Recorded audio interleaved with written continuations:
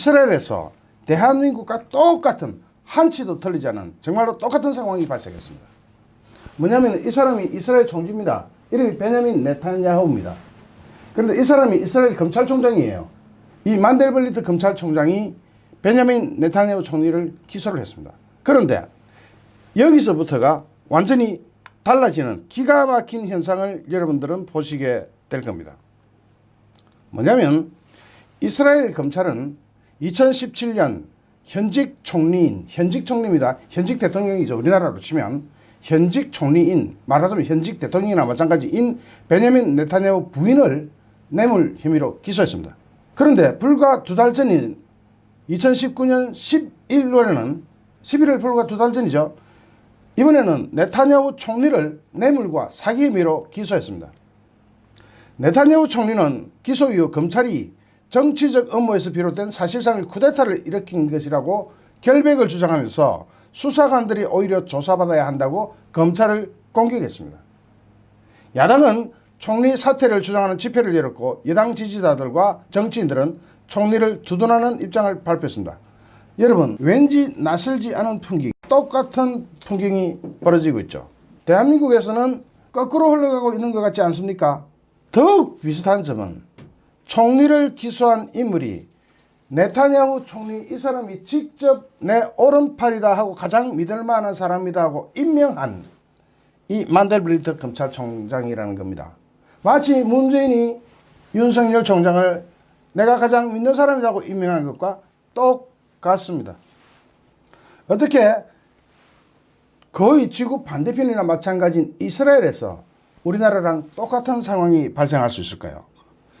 만델블리트 총장은 2013년부터 2016년까지 네타냐후 총리의 내각 비서를 지냈으며, 그러니까 완전히 한 집안이죠. 동진셈입니다.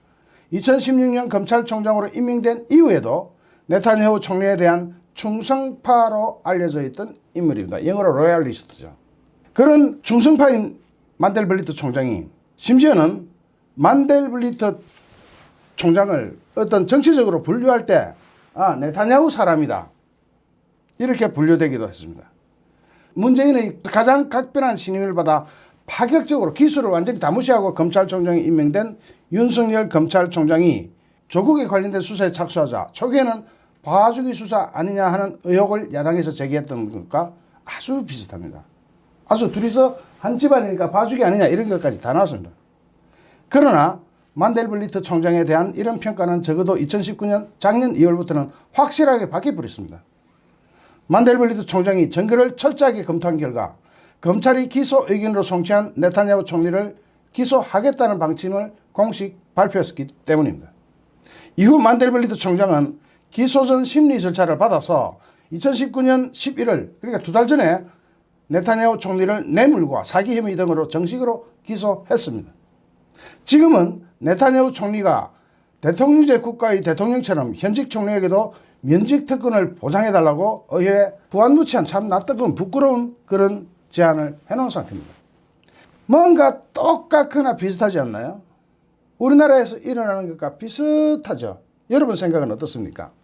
그러나 다른 점이 이겁니다. 이스라엘에서는 현직 총리와 그 측근들을 수사하는 검찰총장이나 수사팀 간부를 해고하거나 인사조치하는 일은 이스라엘에서는 적어도 벌어지지 않습니다. 그게 안 됩니다. 이스라엘에서는. 그런데 우리나라에서는 대통령과 그 측근들을 수사하는 수사팀을 지금 교체하겠다고 난리가 나 있습니다. 특히 법무부 장관으로 임명된 추미애가 아예 내놓고 언론 플레이하고 있습니다. 누구 인사조치한다. 이 점이 이스라엘과 한국이 완전히 다른 점입니다. 이스라엘에서는 적어도 총리, 네타냐후 총리를 기소한 검찰을 또는 수사팀을 인사조치하거나 해고하는 상태는 생각도 하지 않고 그런 일은 벌어지지도 않았습니다만, 우리나라에서는 이 대통령 주변을 수사하는 윤석열 검찰총장 밑에 일하는 진짜 수사팀들을 인사조치하고 해고하는 사태를 지금 내일이면 여러분이 눈으로 똑똑히 보게 될 겁니다. 완전히 다릅니다. 그렇다면 어떤 것이 검찰개혁입니까? 대통령과 그 주변을 사차히 뒤지고 들어가면서 수사를 하는 쪽을 무력화시키고 쫓아내고 인사조치하는 것이 검찰개혁입니까? 아니면 이스라엘처럼 현직 총리도 기소해버리는, 뇌물죄와 사기죄로 기소해버리는 저런 나라가 우리나라의 검찰개혁이 가야 될 목표입니까? 어떤 쪽이 검찰개혁입니까? 우리나라에서는 대통령을 향해서 수사한다고 그 수사팀을 싹 지금 교체를 할 생각이고, 내일이면 여러분이 눈으로 보실 겁니다. 전 세계에서 이런 일은 없습니다. 있을 수도 없고 있어서도 안 됩니다. 이스라엘 언론에서도 네타냐후 총리가 의회를 통과할 가능성이 거의 없는 면책특권 보장안을 추진하는 대신 법적으로 보장된 인사권을 행사해서 검찰총장을 해고할 가능성이 없는지 취재한 적이 있지만, 그런 일이 벌어질 가능성 자체가 없다는 것이 이스라엘 법률 전문가들의 견해였습니다.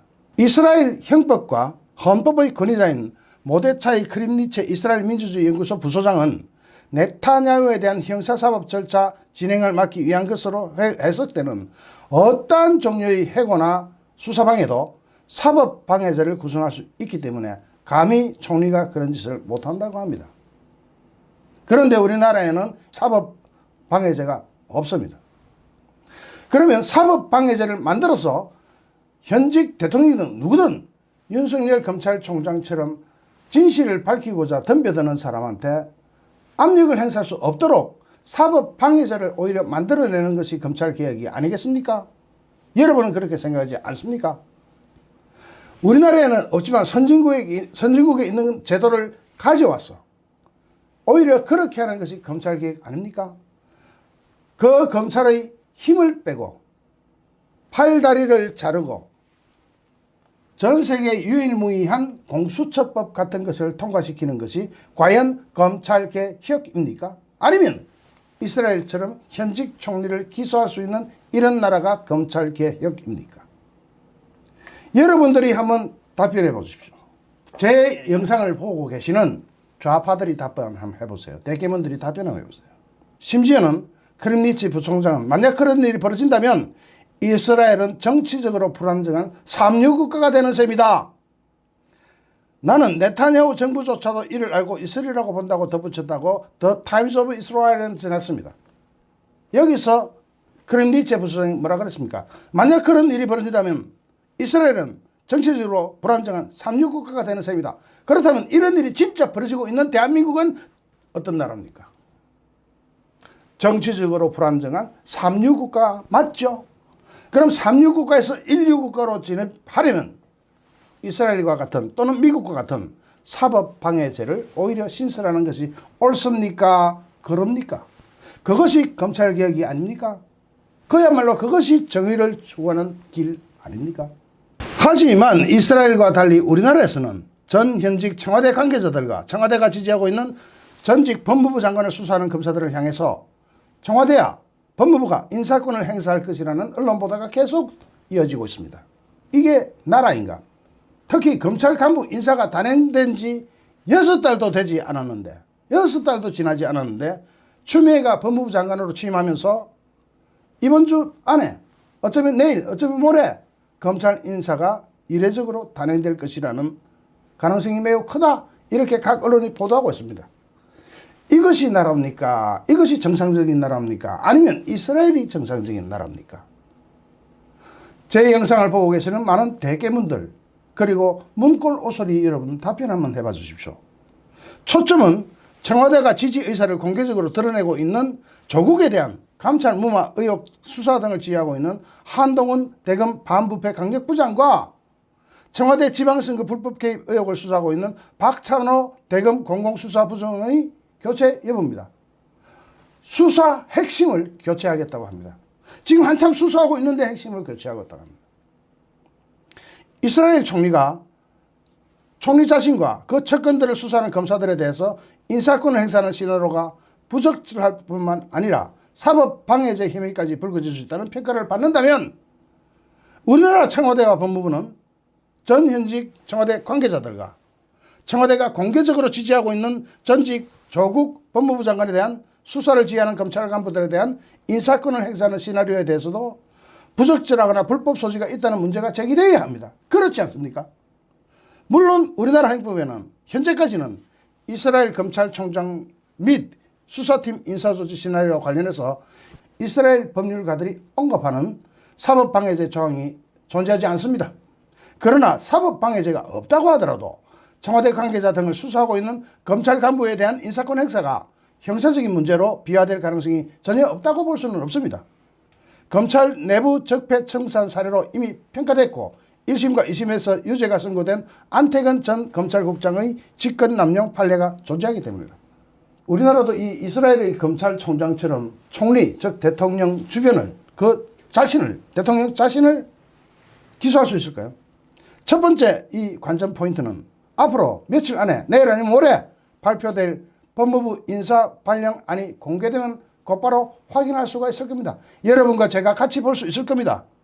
만약에 그렇게 된다면, 그것이 현실화된다면 곧바로 부당한 목적이 있는 것이 아니냐는 의심과 의혹이 제기될 수 있겠지만은, 그것이 실질적으로 처벌의 대상이 되려면 시간이 흘러서 뒷날 국회의 조사나 검찰 또는 공수처의 수사 등이 이어지지 않는다면 그조차도 덮어질 겁니다.